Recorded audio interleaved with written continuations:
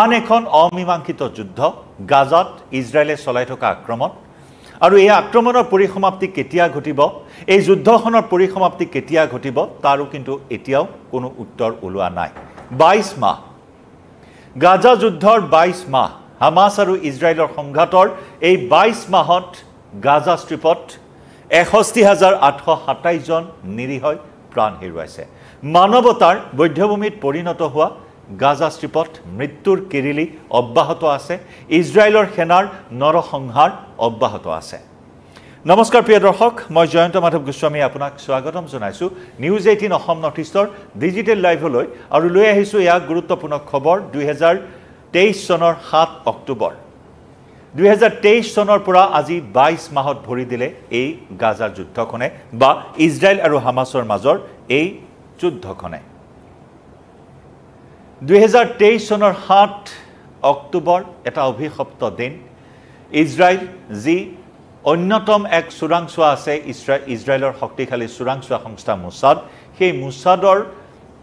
নিৰাপত্তাক উপহাস কৰি হামাসে এক অভূতপূৰ্ব আক্ৰমণ চলাইছিল এক অভূতপূৰ্ব যুদ্ধৰ সূচনা কৰিছিল সেই যে 2023 চনৰ 7 অক্টোবৰত আক্ৰমণ হৈছিল তাৰ প্ৰতিশোধ কল্পে আজিৰ তাৰিখলৈ নিৰন্তৰ গতিত ইজৰাইল ডিফেন্স ফোৰ্সে গাজা ষ্ট্ৰিপত চলাই গৈছে আক্ৰমণ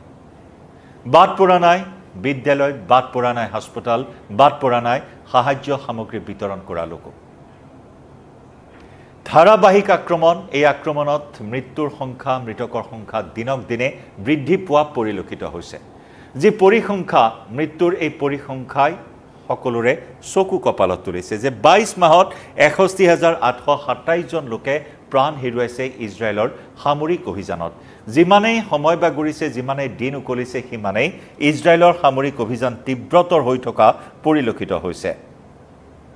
আনহাতে বিগত 24 ঘণ্টাটো ইজৰাইল ডিফেন্স ফোৰ্সৰ আক্ৰমণত 51 জন লোকে প্ৰাণ হেৰুৱাইছে 3 শতাধিক লোক আঘাতপ্ৰাপ্ত হৈছে তাৰ মাজতে আকৌ মানৱীয় সাহায্য সামগ্ৰী লৈ যোৱা ব্যক্তিও মৃত্যুমুখত পৰিছে ইজৰাইলৰ সেনাৰ আক্ৰমণত ইজৰাইলী সেনাৰ অভিযানত কিন্তু এতিয়া প্ৰশ্ন হৈছে যে যি সময়ত ৰাছিয়া আৰু ইউক্ৰেইনৰ যুদ্ধৰ পৰিসমাপ্তি ঘটাবলৈ এটাৰ পিছত আনটো বলিষ্ঠ পদক্ষেপ গ্ৰহণ কৰা হৈছে যদিওবা সফল হ'ব পৰা নাই যুদ্ধৰ পৰিসমাপ্তি ঘটাবলৈ প্ৰথমে আলাস্কাত পুটিন আৰু ট্ৰাম্পৰ বৈঠক আৰু তাৰ পিছত আজি হোৱাইট হাউছত জেলেনস্কি আৰু ট্ৰাম্পৰ বৈঠক আছে কিন্তু তাৰ সমান্তৰালকৈ কৰবাত উপেক্ষিত হৈ আছে নেকি পশ্চিম এছিয়াত অব্যাহত থকা এই যুদ্ধখন পশ্চিম এছিয়াক অশান্ত কৰি ৰখা মধ্যপ্ৰাচ্যক অশান্ত কৰি ৰখা হামাস আৰু ইজৰাইলৰ এই সংঘাত কৰবাত বৰ্তমান এই মুহূৰ্তত এলাগি হৈ পৰিছে নেকি এই বিষয়টো উপেক্ষিত হৈ পৰিছে নেকি এই সমগ্ৰ বিষয়টো তাকে লৈ এই মুহূৰ্তত চৰ্চা চলিছে 2023 চনৰ আমি পুনৰ জনাইছো অক্টোবৰ মাহৰ পৰা যি অভূতপূৰ্ব যুদ্ধৰ সূচনা কৰিছিল হামাসক নিশেষ কৰাৰ নামত হামাসৰ অন্তিমজন সদস্য জীয়াই থকা পৰ্যন্ত ইজৰাইলে সামৰিক অভিযান চলাই থকাৰ যি হুংকাৰ প্ৰদান কৰিছে যি পণ লৈছে আৰু সেই গতিত অভিযান আক্ৰমণ ইজৰাইলী সেনাই চলাই গৈছে গাজা ষ্ট্ৰিপত একে সময়তে বাৰে বাৰে যুদ্ধবিৰতিৰ প্ৰস্তাৱ আনি ব্যৰ্থ হৈছে মধ্যস্থতাকাৰী বহু দেশ জৰ্ডান কাটাৰ ইজিপ্ত বহু দেশে বহু চেষ্টা কৰিলে আমেৰিকাৰ ৰাষ্ট্ৰপতি ডোনাল্ড ট্ৰাম্পেও দুই এবাৰ চেষ্টা কৰা পৰিলক্ষিত হ'ল কিন্তু সমগ্ৰ বিষয়টোৱে যেন কৰবাত উপেক্ষিত হৈ পৰি থকা পৰিলক্ষিত হ'ল আজিও নোলাল কোনো ধৰণৰ সমাধান সূত্ৰ ঘণ্টাৰ পিছত ঘণ্টা দিনৰ পিছত দিন উকলিছে কিন্তু আজিও এই আক্ৰমণ চলি আছে সময়ে সময়ে যুদ্ধবিৰতিৰ প্ৰস্তাৱ আগবঢ়াই আহিছে বিভিন্ন দেশে কিন্তু সেয়া বাস্তৱত সফল হ'ব পৰা নাই কাৰণ হামাসে যিসকল পণবন্দীক এতিয়া মুকলি কৰি দিয়া নাই সেই পণবন্দীসকলক মুকলি কৰাৰ ক্ষেত্ৰতো বাৰে বাৰে বিলম্ব কৰি আহিছে হামাসে আৰু যাৰ বাবে ইজৰাইলৰ প্ৰধানমন্ত্ৰী বেঞ্জামিন নেতানেহুৱে বিনা চৰ্তে পণবন্দীসকলক মুকলি কৰি দিয়াৰ দাবী উত্থাপন জনাই আহিছে কিন্তু এই ক্ষেত্ৰত কোনো সঁহাৰি নাই হামাসৰ ফালৰ পৰা শেহতীয়াকৈ ইজৰাইলৰ প্ৰধানমন্ত্ৰী বেঞ্জামিন নেতানেহুৱে 60 দিনীয়া যুদ্ধবিৰতিৰ প্ৰস্তাৱ আগবঢ়াইছিল এই 60 দিনীয়া যুদ্ধবিৰতিৰ প্ৰস্তাৱত নেতানেহুৱে কৈছিল যে হামাসে অস্ত্ৰ ত্যাগ কৰিব লাগিব হামাসে পণবন্দীসকলক মুকলি কৰি দিব লাগিব কিন্তু সেই 60 দিনীয়া যুদ্ধবিৰতিৰ প্ৰস্তাৱ হামাসে পোনছাতেই নাকচ কৰা পৰিলক্ষিত হৈছিল সম্পূৰ্ণৰূপে সেই প্ৰস্তাৱ উপেক্ষা কৰিছিল হামাসে কৈছে যে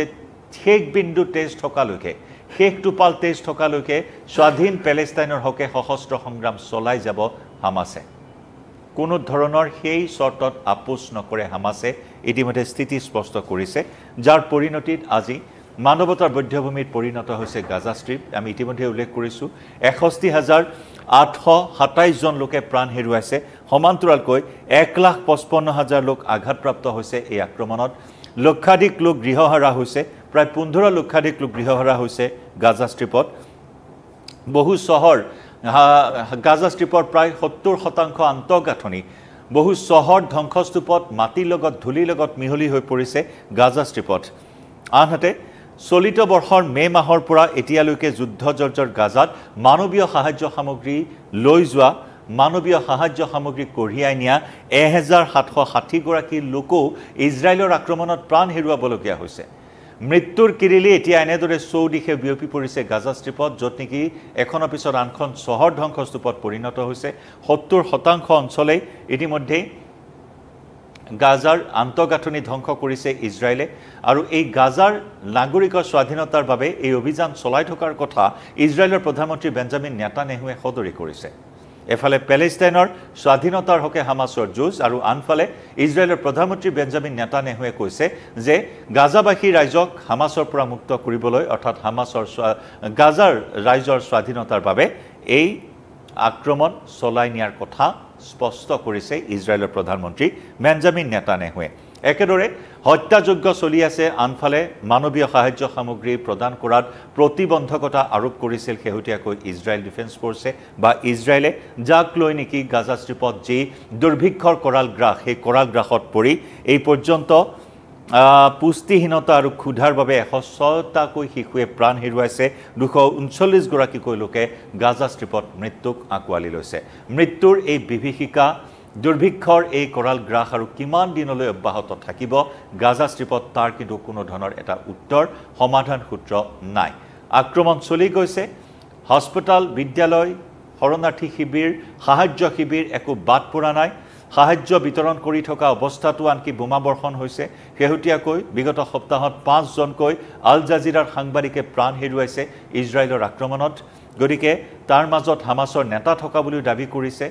আনহাতে আল চিফা হাস্পতালৰ তলত সুৰংগত হামাছৰ কাৰ্যালয় থকাৰ কথা সময়ে সময়ে ইজৰাইলে যি দাবী উত্থাপন কৰি আহিছিল সেই আল চিফা হাস্পতালৰ সমীপতে যোৱা সপ্তাহত আকাশমাৰ্গেৰে আক্ৰমণ হৈছে বহু লোকে প্ৰাণ হেৰুৱাইছে আৰু বিগত ২৪ ঘণ্টাত পুনৰ ৫১ জনে প্ৰাণ হেৰুৱাইছে ৩৬১ গৰাকী লোক গুৰুতৰভাৱে আঘাতপ্ৰাপ্ত হৈছে ইজৰাইলৰ আক্ৰমণত মুঠৰ ওপৰত এই নৰসংহাৰ অব্যাহত আছে মৃত্যুৰ বিভীষিকা অব্যাহত আছে মৃত্যুৰ কিৰিলি অব্যাহত আছে গাজা ষ্ট্ৰীপত কিন্তু নাই কোনো সমাধান সূত্ৰ নাই কোনো মীমাংসা সমগ্ৰ বিষয়টোৱে যেন পশ্চিম এছিয়াৰ এই বিষয়টো উপেক্ষিত হৈ পৰি ৰৈছে আৰু কিমান দিনলৈ এই যুদ্ধ এই সংঘাত চলি থাকিব তাৰো নাই কোনো উত্তৰ গতিকে এই নৰসংহাৰ ইমানতে অন্তপৰক তাৰে ইতিমধ্যে সমগ্ৰ বিশ্বজুৰি অব্যাহত আছে দাবী বিভিন্ন আন্তঃৰাষ্ট্ৰীয় মঞ্চ আন্তঃৰাষ্ট্ৰীয় সম্প্ৰদায় এই বিষয়ত ইজৰাইলক গৰিহণা দি আহিছে ইজৰাইলক সমগ্ৰ বিষয়টো দৃষ্টিগোচৰ কৰাৰ চেষ্টা চলাই আছে একে সময়তে ইজৰাইলতো ইজৰাইলী জনতাৰ প্ৰতিবাদ হৈছে গাজাত চলি থকা এই আক্ৰমণৰ বিৰোধিতা কৰি ইজৰাইলৰ ৰাজপথতো ইজৰাইলৰ নাগৰিকে প্ৰতিবাদ কৰিছে একে সময়তে ইজৰাইলৰ যিসমূহ চোৰাংচোৱা সংস্থাৰ প্ৰাক্তন মুৰব্বী আছিল সেই প্ৰাক্তন মুৰব্বীসকলেও ইজৰাইলৰ প্ৰধানমন্ত্ৰী বেঞ্জামিন নেতানেহুক অতি শীঘ্ৰেই গাজাত চলি থকা আক্ৰমণ বন্ধ কৰিবলৈও পৰামৰ্শ আগবঢ়াইছে লক্ষণীয় হ'ব এই সংঘাত আৰু কোন দিশে কিমান দিনলৈ গতি কৰে জনাই যাম প্ৰতিটো আপডেট এই মুহূৰ্তত ডিজিটেল লাইভৰ পৰা বিদায় লম নমস্কাৰ